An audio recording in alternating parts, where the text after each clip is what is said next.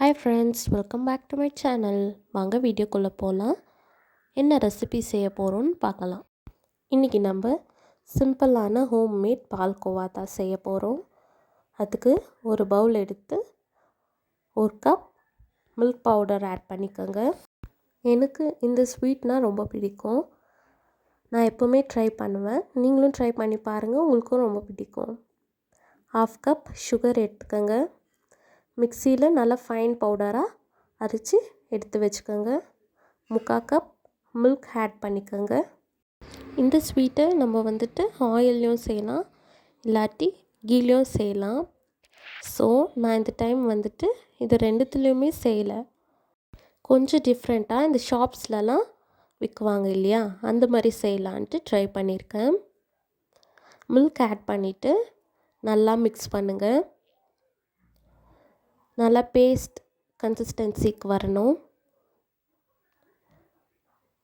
அந்த ரவுண்டாக இருக்கும் இல்லைங்களா, அந்த மாதிரியெல்லாம் இல்லாமல் நல்லா பேஸ்ட் மாதிரி மிக்ஸ் பண்ணிக்கோங்க.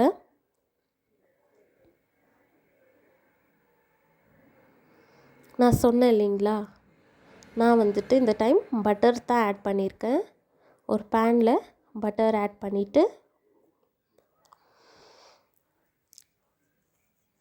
அது நல்லா மெல்ட் ஆகிட்ட பிறகும் நம்ம மிக்ஸ் பண்ணி வச்சுருக்க அந்த மில்க் பவுடரோட பேஸ்ட்டை ஆட் பண்ணிவிட்டு, நான் பாதாமெல்லாம் கொஞ்சம் எடுத்து அரைச்சி எடுத்து வச்சுருக்கேன்.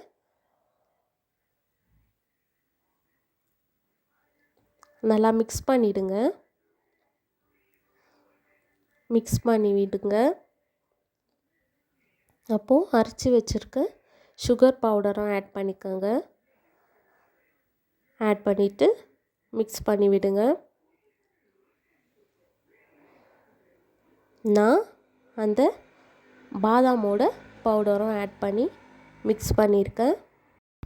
நம்ம க்ரீன் கார்டமம் பவுடர் கூட ஆட் பண்ணலாம். அது தான் ஏலக்காய் பவுடர் ஆட் பண்ணால் நல்லா ஸ்மெல் கிடைக்கும்.